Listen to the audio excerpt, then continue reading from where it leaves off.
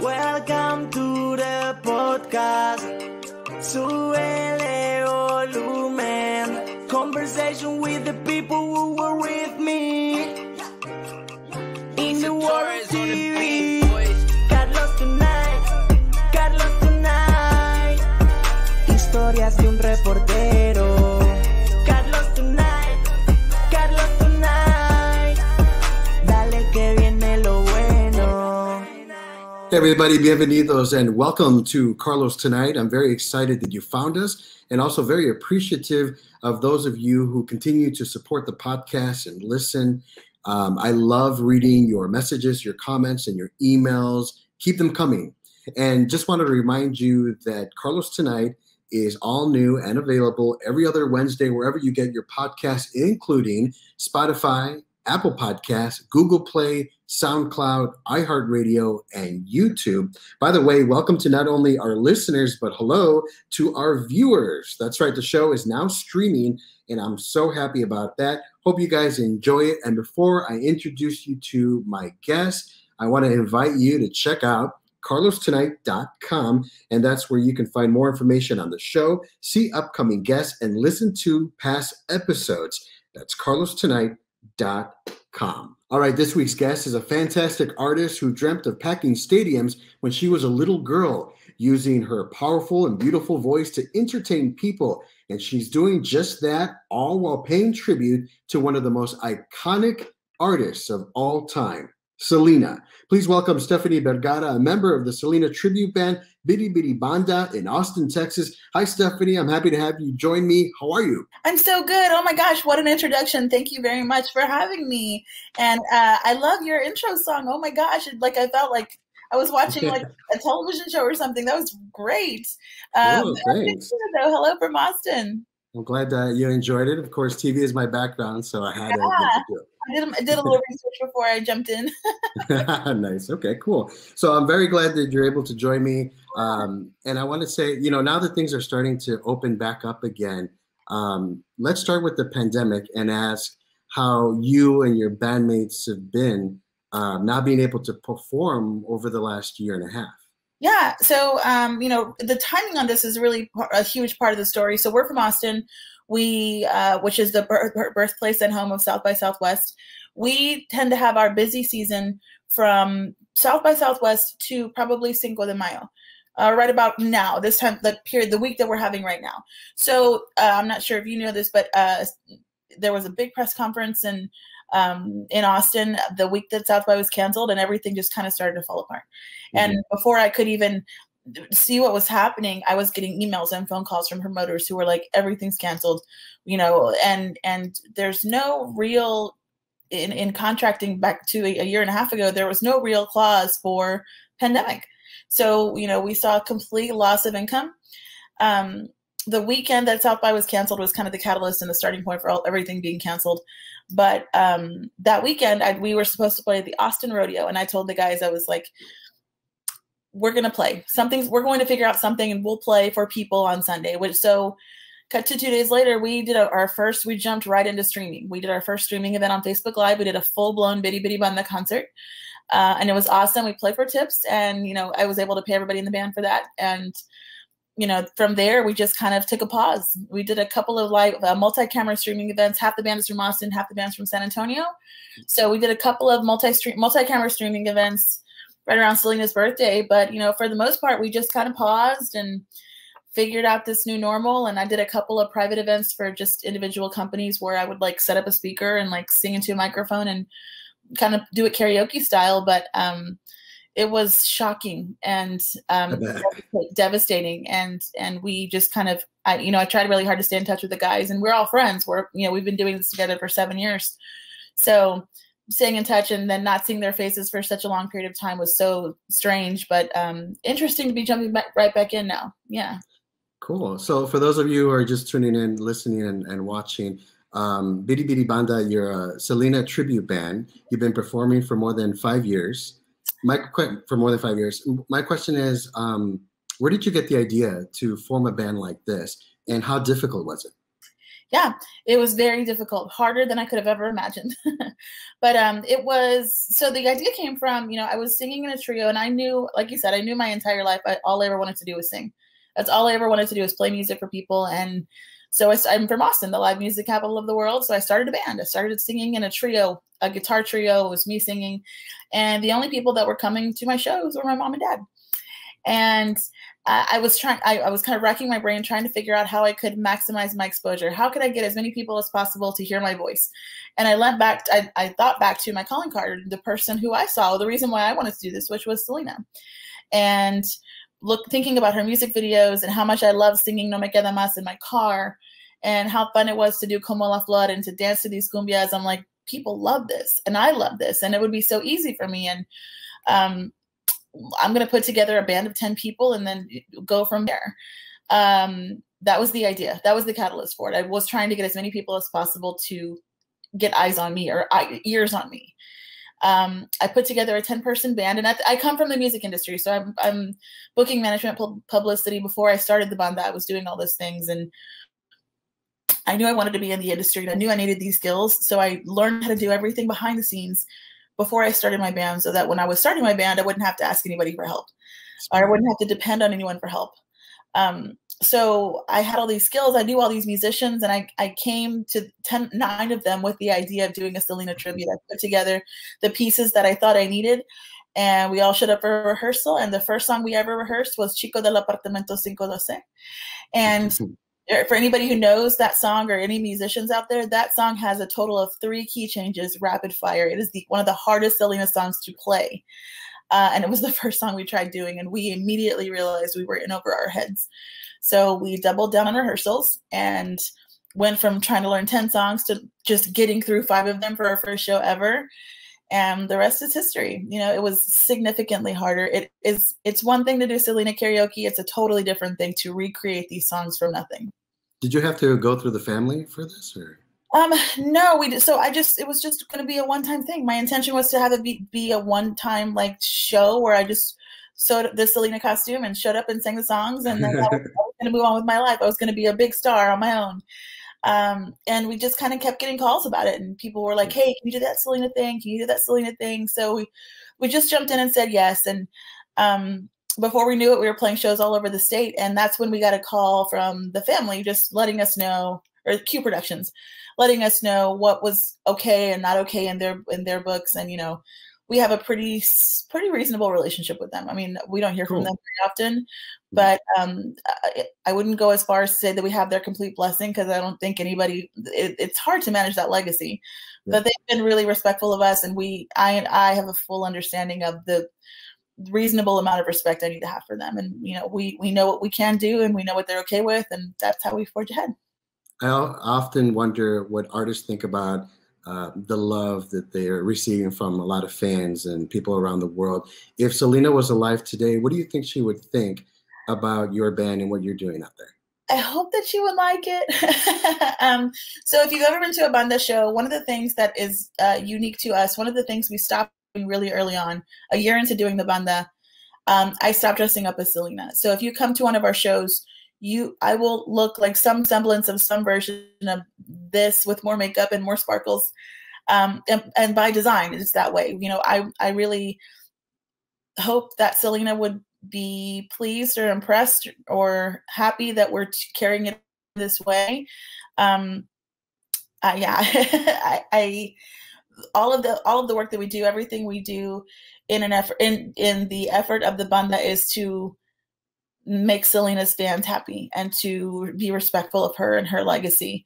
So with that best foot forward, I would hope that she would be happy to see a person singing her songs, but also trying to make their own way. That's my ultimate goal. That's beautiful. Selena meant a lot to people around the world. 25 years after her death, she continues to inspire. What did she mean to you? Oh man, she meant to me, and I say this a lot in interviews. I feel like a broken record, but it's so true. She was the first person who I saw on television who looked like she could be my aunt or my cousin or my friend's mom, my mom's friend down the street. She looked like she could be in my circle of people. And I think to a certain extent, being a woman from Texas, being, you know, growing up and living my life less than 200 miles from where she lived, and you know, having a similar experience, for me, it really, I was shell shocked, and it was jarring even at 8 years old to see her just be gone, you know. And I think in my like teens and early 20s, I really just kind of was trying to make my own way in the world. But to have this calling card to come back to this and have it be a thing that is still so relevant in so many people's lives, it's really, you know, it's special and it's nice. And, you know, I will never be Selena out. I'll never be tired of the content. I love to see people's different interpretations of it. You know, it's easy to be critical of everything that's coming out, the Netflix show, the bump box, the makeup, but the vinyl records, the little Funko dolls. I could see where people could be like, oh my gosh, there's so much coming out. But for me, I'm like, oh my gosh, there's so much for people to have. The cups, that stripes, Right. if you're in Texas, there's so much Selena to go around. And I think that she's always going to be relevant. I think she's always going to be beloved. And for me, that's certainly the case. So my first introduction to Selena was the song Bidi Bidi Banda. Ah, yes. And then a year later, I had to write about her tragic death for a news magazine that I wrote for, excuse me, in Chicago. And I saw the movie with J-Lo, not with J-Lo, but starring J-Lo. Sure. And then I saw the Netflix show. I'm curious, what did you think about the Netflix show? And has any of that, or will that inspire any of your work on stage? 100% it has inspired our work on stage. We've added 3 songs to our set list this year, and they're all from the show. Cool. Okay. So, you know, the goal of the banda is to embrace milestones of Selena's career. And I think that includes the moments that people have used to memorialize her, to honor her legacy, including the show. I thought the show, again, I'm a Selena fanatic. I love all things Selena. I love the show. I thought Christians, I love the interpretation. I love seeing another interpretation of it. And I really loved the callbacks and the relevance of the Tejano music culture, especially in part 1. You know, the Tejano Music Awards part with Laura Canales and Grupo Mas and the posters on AB's wall. I saw those, and like for me, Laura Canales is as relevant as Selena was. She is in my house. She is in my family. So her get her roses and to see her be honored in that way and to see how much reverence Selena had for her was really special. I loved the show. I loved seeing the costumes. I loved that, like, and I'm also like 8 years, I was 8 years old when this was all happening. So for me to have women in my life who were like Selena's age and my aunts who were really, for me, that's like the coolest moment in time. That was when the coolest stuff was happening. And my like giant 8, 9, 10-year-old eyes, I was like, oh my God, look at that hair, look at that jewelry, look at all those the sparkles, the rhinestones. It's just, for me, that was like the coolest moment in time. So to see that recreated with this singer who I love so much was very cool. Cool. So can you introduce us to your bandmates? Yeah. Here's a picture that I got from your Facebook. I thought they were here. Yeah. So I'll start on the side with the gentleman with the baseball cap in the baseball jacket on the left side. That's Mike Aguilar. He plays drums and he sings vocals. He's the newest addition to the banda. He comes from the family of the La Banda Los Aguilares. And he's played with Vito Olivares. He's an incredible singer. He's got his own band called Mike and the Coops. Cool. He's from San Antonio. Yeah, so that's Mike. He plays drums. Next to him in the blue shirt, and next to me is Rocky Reyna. He is our bass player, or our ace of bass, as we refer to him. He's from South Texas. He's from Hebronville. And he is actually the only member in this current band. I love that you have this picture because this is the most current version of the banda. Oh, good. I was worried about that. Rocky is the only person in this current version of the band that has been with me since show number 1. And I actually met Rocky. I was working co-producing festival here in Austin, and Rocky's band was playing it, and we became friends and have been music partners ever since. So Rocky's also my son's godfather. So. Okay. But it's all a big happy family. There's me in the middle. I'm Stephanie. I'm from Austin, Texas. I sing lead vocals in the banda. To my left with the black shirt, that's Kobe Ramirez. He is our conguero and our percussion player. You know, everybody in the band at this point, as it goes with bands, everyone has a substitute. Everyone has a person. If they can't make a show, I can call a drummer or a bass player or a guitar player. Kobe is the only person in the band who doesn't have a sub. And it's because when Kobe's not with us, Kobe's the heart and soul of the band. Like he really brings the spirit and energy and adds so much extra to what it is that we do. So Kobe is from Austin. He's the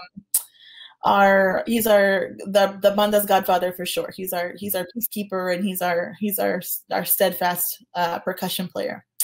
To Kobe's left is our band leader and our keyboard player, Luis Sanchez. Luis is from Natalia, Texas, and he plays with bands like DJ Kane. He also plays in Mike and the Coops, and he's played with Isabel Marie Sanchez, who was on the Q Productions label. He's an incredible keyboard player. He's a great friend, and I think he's one of the youngest people in the band, but in reality, he's probably one of the most mature. He's very much like, I tell him a song and the next day he knows it. And he's just like, he's such a critical and vital, they all are, but he's such a critical and vital part to the band. And his laugh is so infectious. Oh my gosh. You will frequently see Luis and I laughing at something silly, having an inside joke on stage. And then the gentleman in the shirt with the roses, that is Luke Salas, also from San Antonio. He plays with Destiny Navaida, and he's played with Emilio Navaida and a ton of other bands. He also plays in Mike and the Coops. If you come to one of our shows, I will frequently say thank you to Mike and the Coops for letting me play at their show tonight, because most of their band is on stage with me. But Luke is amazing, and you know, if you watch our show, if you come to one of our shows, you'll see that no one is having more fun on stage than Luke is.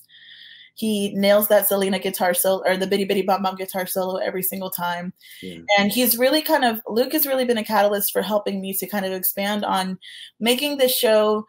It's always going to be about Selena. We're always going to play Selena music, but he's been such a big supporter and a big catalyst for adding elements of the show, elements to the show that are like, stuck in that time frame too. We've got like a little Def Leppard rip that we do at the beginning of Techno Cumbia now, and we've got some Nirvana stuff that we do. And Luke just wants to rock, and he totally does. And he's great at adding to the show. This is one of the most fun lineups of the band that we've ever had. By the way, I love this picture. Oh, thank you. That was very shortly after I found out that I was pregnant with my son. I was playing at a hometown show in Austin, at Austin City Limits Live, and I was blonde at the time. I was blonde when I started doing the banda, and that was a whole other piece of starting to do Bidi Bidi Banda. It was so important to me when we started that I look as much like Selena as possible. And you know, honestly, the moment that we took that piece away, I felt so liberated, and I felt like not that I could do whatever I wanted to, but that I could kind of do what I needed to do to make the show fun for me, if that makes sense. Yeah. Absolutely. So that picture, you know, speaks volumes, definitely, because it's definitely a moment where I felt liberated to just be myself and not have to be a Selena lookalike. Wonderful. Stephanie Bergara, you're not only the lead singer of Bidi Bidi Banda, a Selena tribute band, but you're also the manager of the band, and you're also a mom, as you mentioned. How do you juggle it all? The short version, the elevator pitch of my life is that I'm tired and I'm hungry and I'm hungover all the time. But I have a wonderful 3.5-year-old little boy who is priority number one. And I think one of the ways that I've been able to kind of keep myself grounded is that I keep the most important thing, which is him. And, you know, if that means, and I mean this in the best way possible, like shows now have become less about party and more about work, and we're there to work. And we, you know, when people come and pay their money to see our band, we want to give them the best version of these Selena songs that we can. And it is a job, and it helps to pay my mortgage and helps to pay preschool tuition and things that we need to do. So having my son has definitely made me become more of a grown-up. Having the banda see some level of success has definitely made me want to elevate how and when we do this. You know, we don't have to play every single show for exposure because someone asks us to, you know, like there's gotta be some value behind what we do. And it's not valuable if we're playing in Austin 18 times a year. Right. So, thinking about that and trying to keep my head above water and manage the success. The band is a success. Managing the success as best I can is definitely been keep at the forefront of my mind, because if things fall apart or if something doesn't happen, it's on me. Right. And it's very easy to see that. So I grew up with strong, influential women, and you seem to be surrounded by talented men, and I'm talking about the guys in your group. Yeah. Do they ever like treat you like a little sister? Do you guys ever fight? We don't really fight. You know, I will to speak on the dynamic of our relationship, you know, of my relationship with the men in the banda. Mm-hmm. It's no secret to anyone that the music industry is largely led by white men. Mm-hmm. We'll just call that what it is. So to be not a white man fronting a band, managing a band, being the point of contact, you know, we frequently will get to a show and have a show promoter be like, okay, well, who advanced the show? Who did we get this information from? You got it from me. Okay, well, who do we pay? You pay me. And who do we talk to about what's happening on stage? You talk to me. You can talk to those men, but I'm their boss, and they're probably just gonna send you back to me.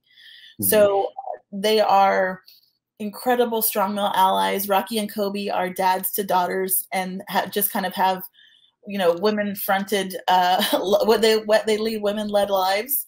Mm-hmm. So I'm so thankful to them and appreciative of them. I'm impressed every single time we play a show that they are comfortable, and they're comfortable, and they're okay with being a strong male ally and having me, you know, on Front Street, to be honest with you. Like, I can't think of a better way to put it, but they're so supportive of, if, you know, if someone wants to interview me or someone wants to take a picture with, usually if someone's taking a picture with me after the show, one of the guys in the band is holding the camera.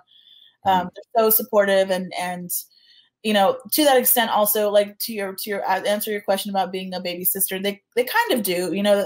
There are some places or some environments where if it looks kind of sketchy, they won't really let me be by myself. Especially when I was pregnant, we were touring. Like, I didn't carry any of my bags. They helped me get on the bus and, like, made sure I got to my hotel room okay. And if we're playing a show afterward, like, we'll go take pictures all together. We try to do that all together so that it's safe for me, and so that, you know, the guys want to say hi to people, and I do my very, very best to make sure that they are elevated and that people know their names and know who they play with. And my favorite musician in the world is George Strait. And whenever George Strait plays shows and introduces his band, he says their name, what they play, and where they're from. And I try to do that as well. And I think that it really humanizes the guys in the band and absolutely elevates them. So Selena had a lot of hits, and including my favorite, Dreaming of You.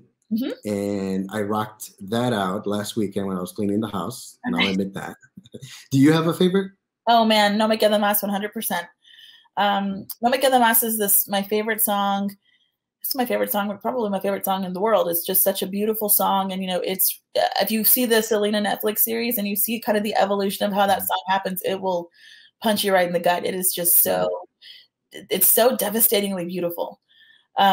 To think about where the songwriter was when he was like, you know, you may think that this was nothing, but to me, this was the most beautiful moment of my life. And I don't care if you think that it's nothing, it will always be eternal. It's eternal. Oh, yeah. Yeah. So, did you see the series part 2? Yes, I saw it. Yeah. So I remember that part. He was crying. Yeah. So Ricky Vela is the songwriter of the show, of the No Me Queda Más. Mm-hmm. And the story goes, and I guess it's confirmed via the show, that it was about Suzette, and he was devastated that she was getting married. And I really love that song so much. And in my life, it was the song that I imagined singing when I was a little girl. I imagined singing it on the Riverwalk. I imagined I was embodying Selena's energy and doing that. She just does such a beautiful job of singing that song. And anytime we play it, it's always special. It's the one song that Louis says that I never mess up. So it's that's my very favorite Selena song for sure. And it's the reason why I started doing the banda in the first place. When I in my mind envisioned doing Bidi Bidi Banda, it was me singing that song on the Riverwalk or, you know, wherever. It's such a special song to me, for sure. How do you guys prepare for a gig? Do you meet like in advance and say, okay, we're going to play these songs, or is it based on like the venue that you're going to be performing at? It's definitely based on the venue and the kind of show that we're being booked for. So because we do the Selena tribute songs, or we do this tribute, we play a lot of the same songs. You know, it's not the same show everywhere, but it's always some version of the same 25 songs. We pick from this catalog of 25.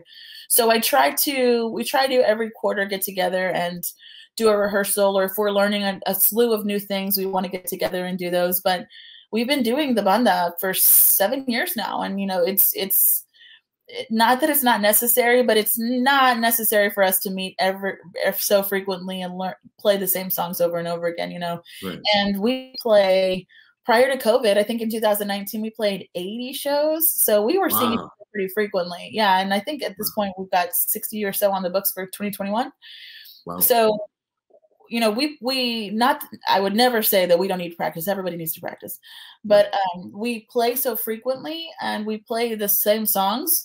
You know, if we were doing original songs or writing creatively or anything like that, we definitely would be getting together more outside of the shows. But because we're playing so frequently, and because the songs are some semblance of the same for every show, we don't really rehearse that much. I send full advances to the guys and try to put in one email everything that they could possibly want to know about what it is that we're doing, like where to park, where you load in, what you should wear, what songs we're going to play, who's playing on this show, or do we have subs, or is it just the regular band?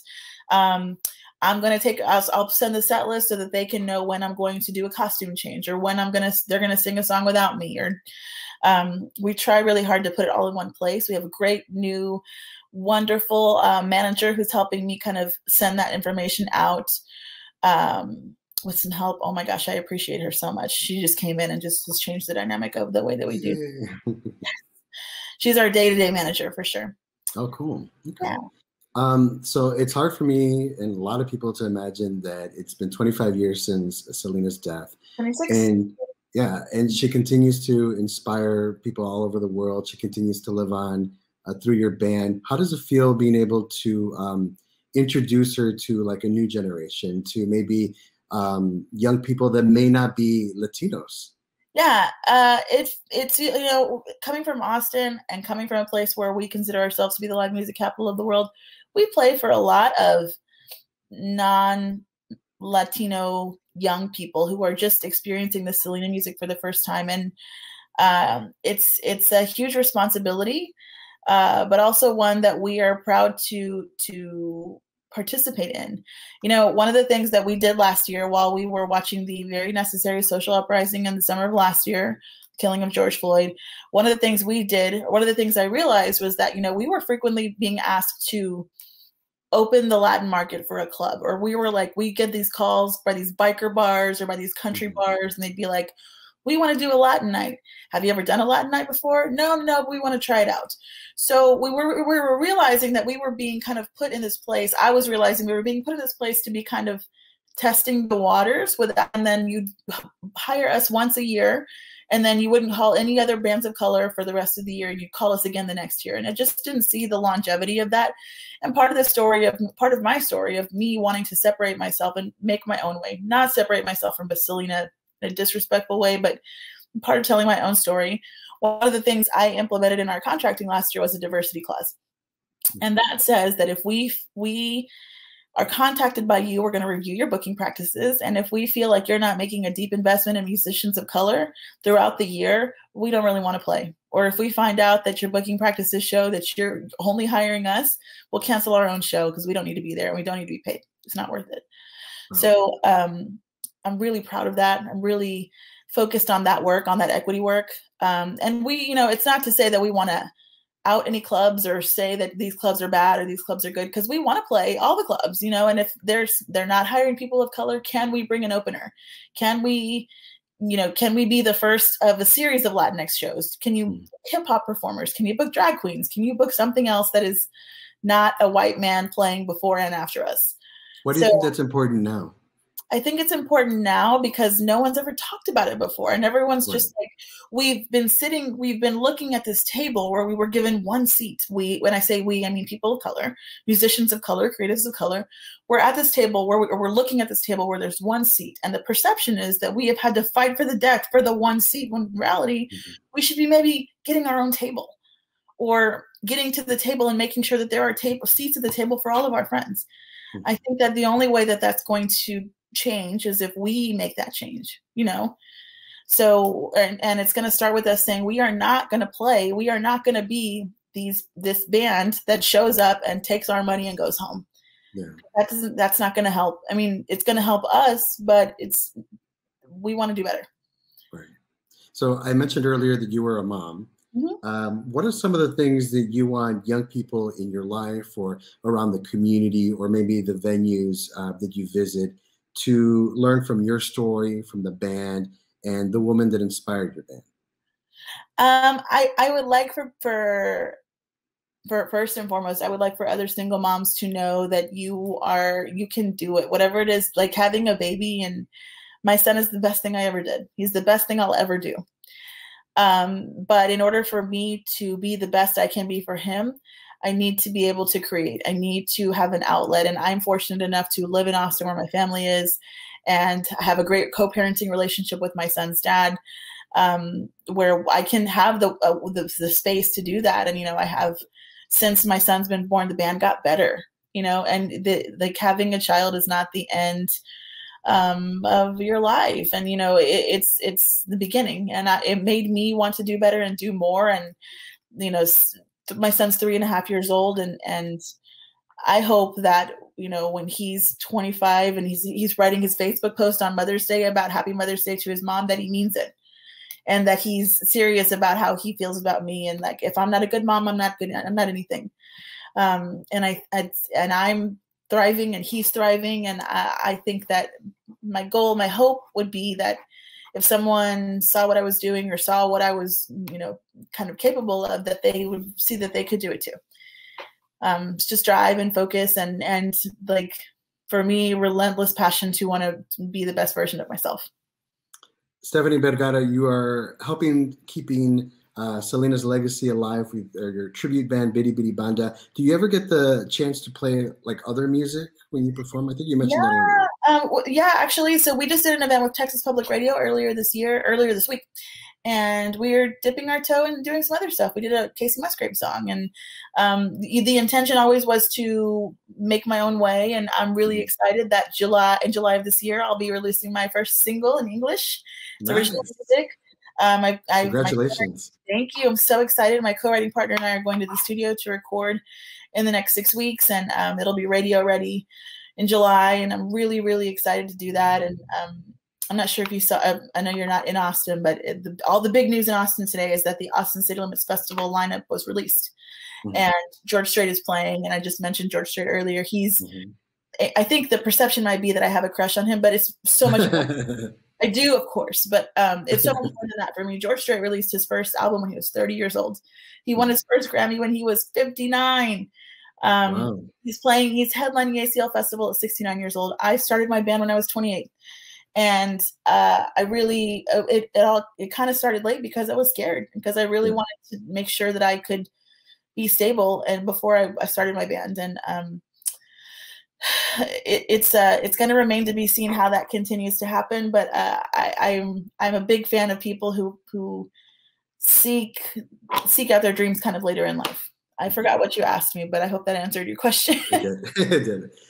So I know that your group performs around Austin and around Texas. Are there any plans of maybe going to other states?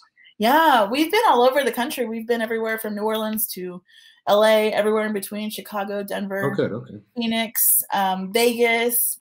So we definitely love playing again. Our Phoenix, other than Austin and San Antonio and now Dallas, Phoenix is our best market. So we definitely want to come back and play those shows. And we're definitely, you know, before COVID happened, we were scheduled to be in Albuquerque and Tucson and Phoenix again, and more of the Southwest. It's really our sweet spot in terms of playing shows. But yeah, we want to do that again. And it was such a bummer. Such a bummer doesn't even begin to describe it. But like, last year was going to be the first year that I was going on tour since my son was born. I was really pleased and proud to be able to present the banda on a national level again, and we didn't get to do that last year. So thinking hopefully we can pull something together in October, November. and we'll see how that goes. But yeah, we love Texas, and we're so proud of being like the first Selena tribute from Texas. Yeah. And you know, people in Texas, to a certain extent, feel like they have some ownership of Selena, and they do. She's our Texas girl. She's our girl. Yeah. She was Beyonce before Beyonce was Beyonce. Mm-hmm. And she, you know, it's scary to think. It was scary initially to think about leaving Texas with this band, but it's thriving for sure, and we're ready to go back out there. Good. So before I let you go, I got my phone out. I have some questions from our listeners. Awesome. I posted it on Instagram earlier today. The first one is from Nancy. Okay. Is there a Selena song that really hits home? You kind of answered that earlier. Yeah, No Me Queda Más for sure. I also love all of the rancheras, the Selena ranchera songs. Those songs remind me, all like the rancheras from any Tejano bands, remind me of watching my parents dance at quinceañeras and bodas, and like it's just there's such a romanticism to them for me. And like, you know, watching my mom and dad dance at like my quinceañera, just like thinking, oh, one of these days I'll dance with my husband at my quinceañera, at my kids' quinceañera, like that. So any of the rancheras that we do currently, Yo Me Voy, Dame Un Beso, Yo Fui Aquella, Si La Quieres, and Ya Ves. So we really love those. There's, you know, you have to kind of love that format of music for there to be 6 of them in your playlist, in your set list. Okay, this one is from Martin and Julio. They say they are big fans of Selena. Thank you for all that you do. What did you think of Christian Serrato's portrayal of Selena on Netflix? I feel for Christian for sure. Any person who tries to embody Selena, sing like her, look like her, anything like that is going to face their fair share of criticism. I think she handled it all very gracefully. And I hope this is not meant to sound like a dig at her at all. But Christian Serratos is a very ambitious actress. And I think that if I were her, I would have done the exact same thing that she did, which was portray this woman with as much respect and reverence as possible, and then move on to the next part of your career. You know, like and I think that's what Selena would have wanted as well, to be portrayed and then leave this moment frozen in time and then move on to your next thing. And I think that as a actress and as a Latinx woman, Christian did a great job. And I think that she accomplished what it is that she was trying to accomplish out of doing Selena. She will be Selena. She'll be associated with Selena forever. But I'm really excited to see what she's going to do after this. Absolutely. This was from Rosie, and it's a twofer. By the way, I love Rosie. She always sends in questions. Oh, she wants to know, what does your family think of your band, and what music do you listen to? What do my band, and then you froze. What do I listen to? What does your family think of your band, and what music do you listen to? Okay. What does my family think of my band? Well, my son, my 3.5-year-old, he doesn't very frequently come to shows, but when he does, we have to strap him into the stroller because he will run away or try to run on stage. His favorite thing to do is he weighs 40 pounds, and his favorite thing to do is for me to hold him while I'm singing songs, which is bad on my back and bad on my voice. Otherwise, he's strapped in the stroller for now. And most of the time while I'm up there, he's looking at me going, speak of the devil, what the hell are you doing up there? You know, basically, he's just like, oh, hi, dude. He's like, what are you doing up there?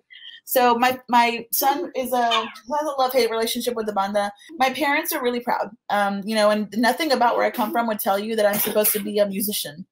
Right. So my dad and my mom, if you ever come to one of our shows and my parents are there, you can find my dad and mom at the bar in the back buying margaritas for all my friends. They're really proud. My brother, I have one brother, and he's super supportive, and my niece and nephew just like the other day, my niece got an iPad for Christmas, and she called my mom and said, how do you spell Stephanie? I'm going to Google her. She's 7. So I think that they're really proud, and I'm really so loved and so supported, and I think they're really proud of me. So good. It's like I'm gonna start to cry. We're all proud of you. Thank you. I don't think frequently about that, but I hope that they're proud of me, and that's all. If I can do that, that's accomplishing a whole lot. I know they are. In terms of music, it's so diverse. I come from the industry, so I love everything. I love Bad Bunny. There's my son back there. Oh, hi. He's He's playing with things he shouldn't be playing with. I love Bad Bunny. I love Deftones. I love George Strait. Casey Musgraves. I love it all. I listen to a lot of it, all of it.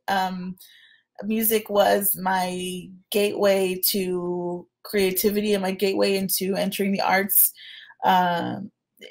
I love to, one of my favorite things to ask a person I just meet is to ask them what their favorite song is and what they like to, because you learn so much about that person.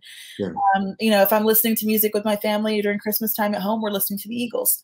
If I'm in the car with my boyfriend, we're listening to Primus or Pantera or something crazy like that, and then I love going to a concert, and I listened to so much music while I was pregnant with my son. I love Lauryn Hill. I love hip hop music, all like the Baby, Lil Baby, Drake, all of that. I love it all. So all the babies, all the babies, all the babies, all the babies, all the bunnies. Yeah, cool. So earlier I posted with you guys your social media pages, and I'll include that in the episode notes. Stephanie, you guys will be performing up in my neck of the woods, north of Dallas in Plano, Texas, right? Yeah, we'll be there June 5th at Legacy Hall. It's one of our, if we could say that we had a home venue, it would be either Legacy Hall in Plano or Hotel Congress in Tucson. But for all intents and purposes, we love Legacy Hall. They treat us like gold. It's such, if you've never been there before, it's like this multi-restaurant, 3-level club, bar, outdoor experience. You bring your kids, you can see, eat so much food and hang out. This is the first time, June 5th will be the first time that I'm going to go and I'm going to eat some food, because every time we play, I play the show, and before I realize it, before I can clear, the crowd is like 11:30 and everything's closed. So I'm going to go early, get my food picks in, and I'll be there with my boyfriend and we'll be hanging out. So cool. We love Legacy Hall. We'll be there on June 5th. Cool. I'm going to drive up so I can meet you in person, okay? Okay, let me know you're coming. We'll talk about that offline, but we'll take care of you. Tables are going really fast, so if you want to get it, we'll do it. You're also performing in July, right? Yeah, we're playing a lot in July. We're doing Austin City Limits Live, so that is actually the anniversary of the Dreaming of You album. It's the 26th anniversary of the album, so we'll be doing some semblance of that there, and then we'll be back in the North Texas area for Louisville, Addison, and Farmers Branch in June and July. All right, and because I'm me, the first person to email me at carlostonightpodcast@gmail.com will win a pair of tickets to check out the band, and I'll have more information in the show's notes. Hey, look at that. So there you go. And if you can't make it there, then I'll buy you your first 2 drinks. Dang, find Carlos for sure. Don't forget that email. That's the hookup for sure. Cool. Once again, Stephanie Bergara from Bidi Bidi Banda. You can find them on social media, and we'll have a link to the band's pages. Thank you so much for doing this. I appreciate it. You're always welcome to come back. Oh, this was a treat. Thank you so much. Sorry, we were interrupted, but this was so nice. Thank you so much, and I'm happy to talk to you. And that's a wrap. Thanks so much for listening. Carlos Tonight is written and produced by yours truly, Carlos Correa. My theme was performed by Sken, Galis. Remember, you can check out new episodes of Carlos Tonight every other Wednesday, wherever you get your podcasts, including Spotify, Apple Podcasts, Google Play, SoundCloud, iHeartRadio, and don't forget to watch us too. All the information available at carlostonight.com.